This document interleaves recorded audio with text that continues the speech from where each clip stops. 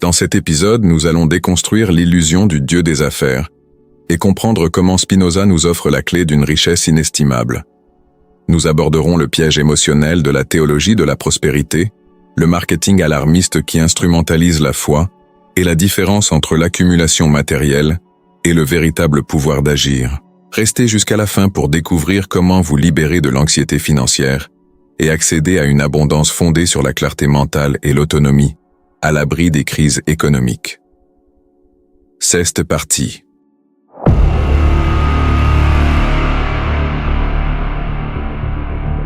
Imaginez avoir découvert un secret capable de transformer la plus grande force de l'univers en un employé personnel. Une sorte d'assistant de luxe dont le seul but est de veiller à ce que votre compte bancaire soit toujours au vert et votre voiture flambant neuve. C'est la promesse séduisante qui a envahi les réseaux sociaux, les scènes prestigieuses et l'esprit de millions de personnes. L'idée que Dieu est un partenaire commercial qui vous doit des dividendes si vous savez investir dans la foi adéquate. Mais la vérité que Spinoza nous révèle brutalement, et qui peut être un véritable coup de poing pour ceux qui vivent dans l'attente d'un miracle financier, est que ce Dieu de la prospérité n'est rien de plus qu'un serviteur cosmique créé par notre propre avidité et notre peur du manque. Spinoza nous enseigne que Dieu n'a ni désir ni volonté et ne se soucie certainement pas de votre solde bancaire ni du succès de votre nouvelle entreprise. Considérer le divin comme quelqu'un qui exauce les vœux en échange de faveurs ou de dons, c'est réduire la nature infinie à un instrument de l'égoïsme humain, et c'est le comble de la servitude mentale. J'ai constaté, en observant le désespoir qui s'empare des gens en temps de crise, combien il est facile de leur vendre l'idée d'un Dieu qui veut que vous soyez riche. C'est un argument marketing imparable, car il transforme notre besoin légitime de survie en une obligation spirituelle. Si vous êtes pauvre, c'est de votre faute si vous n'avez pas une mentalité d'abondance ou si vous n'avez pas fait le sacrifice nécessaire. Spinoza réfute cette logique perverse en expliquant que Dieu et la nature ne font qu'un. La nature ne fait pas de favoritisme. La pluie ne tombe pas uniquement sur les terres de ceux qui ont le plus prié, et les lois de l'économie ne sont pas suspendues parce que vous avez fait une promesse. Croire que Dieu agit personnellement pour vous accorder une augmentation, c'est ignorer les milliers de causes réelles, sociales, politiques, économiques et biologiques qui déterminent véritablement votre vie. Le Dieu serviteur est une fiction que nous créons pour éviter d'affronter la complexité et l'incertitude du monde réel. Ce qui importe véritablement et ce que Spinoza défend bec et ongle, c'est que la véritable divinité réside dans la structure qui permet à toute chose d'exister, de la fourmi à la galaxie, fonctionnant selon des lois immuables. Si vous gagnez de l'argent, c'est grâce à une série de causes naturelles, vos efforts, votre réseau, la conjoncture économique, voire la chance de naître dans certaines circonstances. Attribuer cela à une bénédiction particulière relève d'un narcissisme qui nous empêche de voir la réalité telle qu'elle est. Spinoza considérait la superstition comme le plus grand obstacle à la liberté humaine, et il naît de superstitions plus modernes et destructrices que la marchandisation du sacré. Lorsque la foi devient une monnaie d'échange, elle cesse d'être une quête de compréhension et se transforme en stratégie d'investissement. Vous n'aimez plus Dieu, vous aimez ce que vous pensez qu'il peut vous donner. Ce n'est pas de la spiritualité, c'est du commerce déguisé en vertu. J'ai vu des institutions entières bâties sur ce fondement fragile, où la valeur d'un être humain se mesure à sa prospérité matérielle. Si vous possédez beaucoup, Dieu est avec vous. Si vous n'en possédez pas, vous êtes dans le péché ou vous manquez de foi. Cette inversion des valeurs est une insulte à l'intelligence et un reniement de la philosophie même de Spinoza. Pour lui, la force d'un être humain réside dans sa capacité à penser et à agir selon la raison, et non dans la quantité de richesses qu'il parvient à accumuler. Le Dieu de la prospérité est un petit Dieu, un Dieu qui tient dans la poche, un Dieu qui sert à justifier les injustices sociales, au lieu de nous aider à les comprendre et à les transformer. La nature, selon Spinoza, est vaste et indifférente à nos caprices financiers. C'est le théâtre où nous jouons tous, soumis aux mêmes règles, sans raccourci magique vers le succès. Cette mentalité de marchandage spirituel engendre une anxiété constante.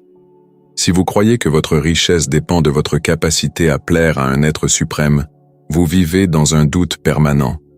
Ai-je fait assez? Ma prière a-t-elle été exaucée? Pourquoi ce voisin malhonnête est-il riche et pas moi? Spinoza nous libère de ce cycle de torture mentale en affirmant que personne ne comptabilise vos bonnes actions pour vous les payer en lingots d'or. La vie est ce qu'elle est, et les causes sont ce qu'elles sont. Ce qui compte vraiment, c'est la lucidité avec laquelle vous percevez ce processus. En éliminant la dimension mystique de votre vie financière, vous accédez à la liberté d'être véritablement acteur de votre propre destin, en recherchant des solutions concrètes au lieu d'attendre des bienfaits divins qui n'arrivent jamais sans une contrepartie humaine, souvent synonyme d'exploitation. La marchandisation du sacré détruit également l'empathie. Si la richesse est un signe de faveur divine, la pauvreté est alors perçue comme un signe d'échec spirituel. J'ai constaté comment cette pensée justifie le mépris envers les plus vulnérables. Au lieu de comprendre la pauvreté comme un problème de structure sociale et de loi naturelle de la politique, nous la spiritualisons pour nous décharger de toute responsabilité. Le Dieu de Spinoza n'a de plan de carrière pour personne. Il est la substance infinie qui s'exprime en chaque être, indépendamment de sa situation financière. La véritable bénédiction, pour reprendre une expression courante, serait de pouvoir percevoir cette égalité fondamentale et de cesser d'utiliser le nom de l'absolu pour justifier de mesquins désirs d'accumulation. Spinoza propose de cesser de considérer l'univers comme une machine à miracles et de commencer à le percevoir comme une structure logique de cause à effet. Cela peut sembler enlever à certains la magie de la vie, mais en réalité, cela redonne sa dignité à l'être humain. Vous n'êtes pas un mendiant implorant des miettes à la table d'un maître céleste. Vous êtes une partie intégrante et puissante de la nature. La prospérité matérielle peut advenir ou non, mais votre intégrité et votre sagesse sont inaliénables. Le problème est que, pour alimenter ce système du Dieu serviteur, un système de manipulation émotionnelle si sophistiqué a été créé qu'il infiltre nos défenses les plus élémentaires, utilisant des outils qui nous maintiennent dans un état de dépendance psychologique constante. J'ai constaté combien il est difficile de briser ces chaînes lorsqu'elles sont forgées dans l'acier de nos besoins les plus profonds. Le marketing du sacré sait exactement où ça fait mal, l'insécurité de l'avenir et la peur de n'être rien dans un monde qui ne valorise que ceux qui possèdent. Mais si le Dieu serveur n'est qu'une projection de notre manque d'autonomie, comment ce système parvient-il à nous maintenir si fidèles à des promesses rarement tenues pour la plupart d'entre nous? Si nous savons déjà que le divin n'est pas un agent commercial, comment les institutions utilisent-elles l'espoir et la peur comme outils marketing pour nous inciter à continuer d'investir dans une illusion financière qui nous empêche de voir la réalité de notre propre condition? 2. Le piège de l'espoir et de la peur. Le marketing vu d'ailleurs. Pour comprendre comment ce mécanisme nous maintient prisonniers, il nous faut examiner les deux plus anciens outils de manipulation au monde, que Spinoza identifiait comme les pires ennemis de la liberté, l'espoir et la peur. J'ai constaté dans des centaines d'émissions de fin de soirée et de publicités qui pullulent sur nos écrans, comment le marketing de la prospérité exploite ces deux émotions pour créer une dépendance psychologique quasi impossible à briser. Spinoza qualifiait l'espoir et la peur de passions tristes.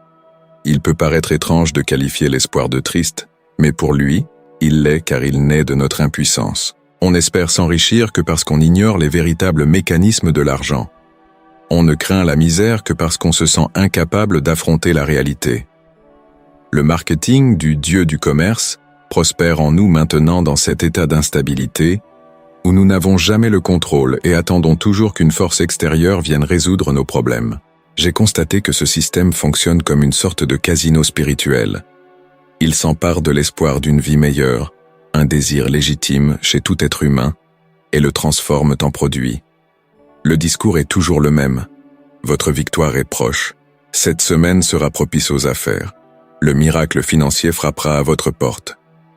Ces phrases agissent comme une drogue qui anesthésie votre esprit critique. Si vous attendez toujours demain, vous n'agissez jamais vraiment aujourd'hui. Pour Spinoza, l'espoir est une joie instable qui naît de l'idée d'un avenir dont la réalisation est incertaine. Autrement dit, l'espoir est la sœur jumelle de la peur. Le marketing de la prospérité sait que pour que vous continuiez à investir temps et argent dans ces promesses, il faut entretenir la peur. C'est la peur d'être maudit, la peur de perdre ce que l'on possède, la peur d'échouer aux yeux de Dieu.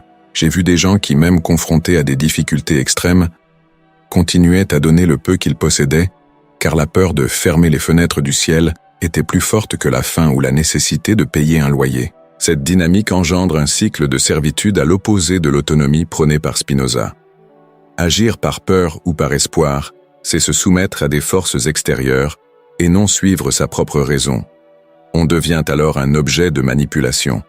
J'ai vu des dirigeants utiliser le vocabulaire de la liberté pour asservir émotionnellement les individus. Ils prétendent que chacun est libre de choisir sa prospérité, mais ce choix est en réalité conditionné par une logique de marché spirituel qu'ils ont eux-mêmes instaurée. Si la promesse de richesse n'est pas tenue, le marketing trouve une excuse toute trouvée, c'est de votre faute. Vous n'avez pas eu assez d'espoir, vous n'avez pas surmonté la peur du sacrifice, vous n'avez pas déterminé avec toute la force nécessaire. C'est le coup de maître du marketing détourné. Il vend le succès, mais refile la responsabilité. Spinoza y voyait la destruction du potentiel humain. Au lieu d'enquêter sur les causes politiques et économiques de votre pauvreté et de vous organiser pour la changer, vous vous isolez dans un cycle d'autocritique religieuse, persuadé que le problème réside dans votre lien avec le divin. J'ai vu comment ce marketing s'est adapté à l'époque moderne, troquant ses robes contre des termes comme coach et des neurosciences à 2 balles. Désormais, on ne parle plus seulement de Dieu, on parle de loi de l'attraction, de fréquence vibratoire de la richesse ou de libération mentale pour réussir. Mais la structure reste la même qu'il y a des siècles. On vend l'illusion que votre esprit peut suspendre les lois de la nature si vous suivez un processus miraculeux étape par étape. Spinoza dirait que c'est de la pure folie. L'esprit humain fait partie de la nature et obéit à ses lois. Il n'existe pas de raccourci quantique pour accéder à un compte en banque. Ce qui compte vraiment, c'est que ce marketing nous éloigne de la seule chose qui pourrait nous libérer, la connaissance des causes. Quand on comprend comment fonctionne le marché, comment opèrent les taux d'intérêt et comment se construisent les inégalités, on cesse d'attendre un miracle et on commence à exercer son pouvoir d'agir. Mais l'ignorance est profitable. Maintenir les masses dans un état d'espoir naïf et de peur paralysante, c'est ce qui garantit que les institutions de la prospérité continuent de battre des records de levée de fonds. J'ai constaté les ravages que ce piège cause à la santé mentale. Les personnes qui vivent sous la pression constante de penser positivement développent une anxiété chronique. Elles craignent même leurs propres pensées négatives, comme si un instant de tristesse pouvait anéantir tout leur investissement spirituel. Spinoza nous enseigne que les émotions sont naturelles. La tristesse et la joie font partie intégrante du mouvement de la vie. Tenter d'interdire la tristesse au nom de la prospérité vibratoire est une forme de mutilation de l'âme. Le discours sur l'au-delà veut faire de vous un robot optimiste, car les robots optimistes sont faciles à programmer et à alimenter. Ils créent une réalité parallèle où les faits n'ont aucune importance. Si l'économie s'effondre, il affirme « Dans le royaume de Dieu, il n'y a pas de crise ». C'est un mensonge dangereux. Les crises existent bel et bien et touchent chacun, quelles que soient ses croyances.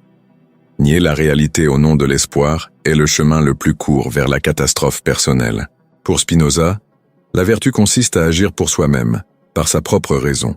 Ceux qui agissent par crainte ou par espoir font preuve de patience, en ce sens qu'ils subissent l'action d'une force extérieure. La marchandisation de la prospérité transforme tous les croyants en patients.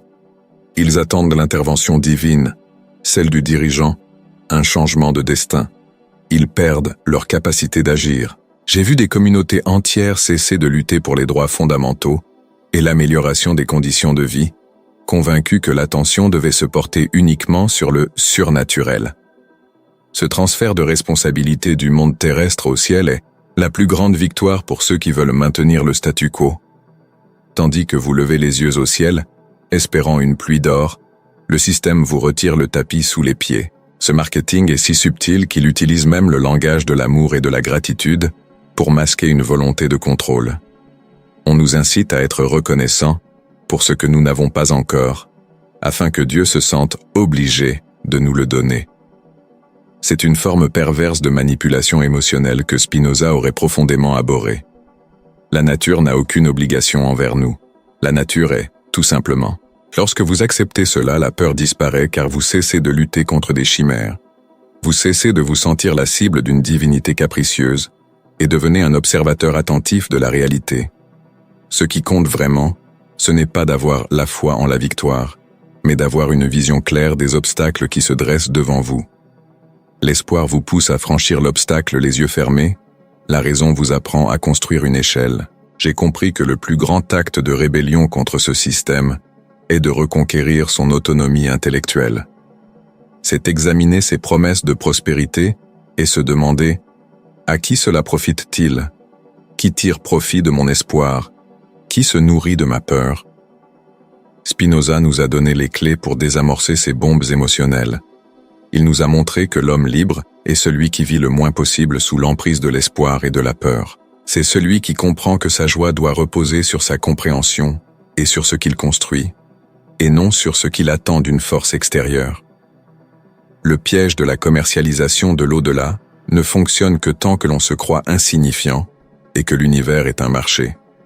Quand on réalise que l'on est une partie puissante de l'infini et que notre intelligence est la présence divine même en nous, le vendeur de miracles perd son influence. Cependant, cette libération de l'espoir et de la peur nous confronte à une nouvelle question.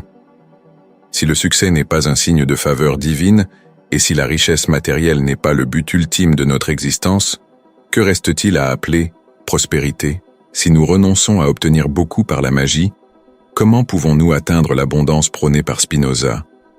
Une abondance qui ne dépend pas des chiffres, mais d'un état intérieur de clarté et d'une joie que rien au monde ne peut acheter. Si la prospérité matérielle n'est qu'une fluctuation de la fortune, quelle est la véritable richesse que Spinoza souhaite que nous atteignions afin de ne plus jamais être esclaves d'une crise financière ou émotionnelle? Nous en sommes arrivés au point où il nous faut définir ce que signifie véritablement la prospérité. Et je peux vous dire que la réponse de Spinoza est l'expérience la plus libératrice que j'ai jamais vécue. Pendant longtemps, j'ai cru que je ne serais quelqu'un qu'en atteignant un certain niveau de confort, en possédant certains biens, ou lorsque mon succès serait visible aux yeux des autres. Je vivais dans cette course effrénée, persuadé que le bonheur se mesurait à l'aune de mon compte en banque. Mais Spinoza bouleverse cette logique et nous montre que la véritable richesse ne réside pas dans ce que l'on possède, mais dans ce que l'on est capable de comprendre et d'accomplir. Pour lui, la véritable prospérité s'appelle la joie, mais pas la joie superficielle que procure un gain au loto. La joie, selon Spinoza, est l'accroissement de notre capacité d'agir. C'est cet état où l'esprit et le corps deviennent plus forts, plus indépendants et plus lucides. J'ai compris que la plus grande fortune qu'un être humain puisse accumuler est une autonomie qu'aucune crise économique ni faillite ne peut lui ravir. Je me souviens d'une période où j'ai connu de graves difficultés financières, et la première chose que le système tente de vous dérober, ce n'est pas l'argent, mais votre dignité et votre lucidité. On commence à se sentir diminué, comme si notre valeur en tant qu'être humain avait chuté en même temps que nos revenus. C'est alors que la philosophie de Spinoza a fait irruption dans ma vie comme une révélation. J'ai compris que tant que je me concentrais sur ce qui me manquait matériellement, je laissais mon bonheur entre les mains de causes extérieures sur lesquelles je n'avais aucune prise. Spinoza veut précisément nous libérer de cela. Il souhaite que nous atteignions une richesse intérieure et intellectuelle. L'important n'est pas de posséder beaucoup, mais de se contenter de peu pour être puissant. Lorsque l'on comprend le fonctionnement du monde, lorsque l'on maîtrise ses passions et que l'on comprend les lois de la nature, on devient riche, d'une manière qu'aucune banque ne peut saisir. La véritable abondance réside dans un esprit qui comprend sa place dans l'univers et qui, par conséquent, n'est pas ébranlé par les fluctuations de la chance ou du marché. J'ai rencontré beaucoup de gens riches matériellement, mais malheureux en termes de potentiel. Des gens qui possèdent des demeures somptueuses, mais qui vivent prisonniers de la peur, de l'envie et de la dépendance à l'approbation d'autrui. Pour Spinoza, ces personnes sont pauvres car leur potentiel de penser et d'agir est étouffé par l'inquiétude de perdre ce qu'elles pourraient perdre à tout instant. À l'inverse, j'ai rencontré des personnes aux ressources très limitées, mais qui possédaient une clarté d'esprit inébranlable et une joie de vivre profonde. Cela s'explique par le fait qu'elles ont trouvé la source de la véritable prospérité, la connaissance. Pour Spinoza, plus on connaît les choses correctement, plus on participe à la pensée divine. Et cette connexion est la seule source de satisfaction durable. Le Dieu de la prospérité veut nous donner des biens matériels. Le Dieu de Spinoza se donne lui-même par la raison. C'est la différence entre pêcher un poisson et comprendre le fonctionnement même de la vie dans les océans. La véritable richesse, selon Spinoza, réside dans la liberté de ne plus être otage des circonstances. J'ai constaté combien d'énergie nous gaspillons à essayer de manifester l'argent, alors que nous pourrions utiliser cette même énergie pour comprendre la politique, l'économie et notre propre psychologie. Comprendre la cause de son angoisse, c'est déjà avoir une longueur d'avance. C'est cela la prospérité. Posséder les outils mentaux nécessaires pour traverser la tempête sans sombrer dans le désespoir. La joie, pour Spinoza, est le passage d'une perfection moindre à une perfection plus grande. C'est le développement constant de notre intelligence. Si vous avez appris quelque chose de nouveau aujourd'hui, si vous avez surmonté un préjugé, si vous avez compris une loi de la nature, vous êtes devenu plus riche. C'est le seul compte en banque qui compte vraiment, car c'est le seul que l'on emporte partout avec soi.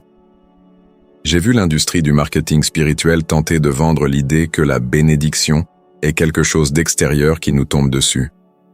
Spinoza s'y oppose. La bénédiction ou béatitude est la vertu même mise en pratique. Ce n'est pas une récompense pour vos efforts, c'est l'acte même de vivre avec sagesse. Lorsque vous cessez de mendier des miracles et commencez à exercer votre intelligence, vous découvrez que l'univers vous a déjà donné tout ce dont vous avez besoin, la capacité de comprendre. Ce qui compte vraiment, c'est de savoir si vous utilisez cette capacité pour accroître votre joie et celle de votre entourage, ou si vous l'utilisez pour vous asservir à des désirs possessifs qui n'apportent jamais la paix. La véritable prospérité de Spinoza est un esprit libre dans un corps sain, agissant dans le monde avec la force de celui qui sait faire partie de l'infini. Ce changement de mentalité nous protège de tous les charlatans que nous avons rencontrés jusqu'ici. Ceux qui ont découvert la richesse de la compréhension ne se laissent plus berner par les discours de ceux qui vendent des solutions miracles pour s'enrichir. On commence à apprécier ce qui est solide. La joie de comprendre une vérité difficile est bien plus grande que celle de croire à un mensonge confortable. J'ai constaté que la vie devient bien plus riche quand on cesse de compter les centimes et qu'on commence à compter les idées pertinentes que l'on possède. La liberté, c'est comprendre que le solde de son compte en banque n'est qu'un détail de sa situation, mais que le pouvoir de la pensée est l'essence même de son être. Être riche, pour Spinoza, c'est être maître de soi-même par la raison. Si cette déconstruction du Dieu de la prospérité a trouvé un écho en vous et vous a permis d'entrevoir une forme d'abondance plus profonde, soutenez cette chaîne. Votre participation nous permet de continuer à vous proposer du contenu qui remet en question le système et recherche la vérité. Aimez cette vidéo, abonnez-vous à la chaîne et activez les notifications pour ne manquer aucune de nos réflexions. Laissez un commentaire ci-dessous. Vous êtes-vous déjà senti, prisonnier de l'idée que votre valeur dépend de votre réussite matérielle? Comment Spinoza peut-il vous aider à changer de perspective aujourd'hui? J'aimerais beaucoup lire votre témoignage. Et pour poursuivre ce cheminement vers la libération mentale, regardez les autres vidéos de cette chaîne, où nous explorons plus en profondeur comment la philosophie et la science peuvent vous offrir l'autonomie que vous avez toujours recherchée. À bientôt pour une nouvelle vidéo.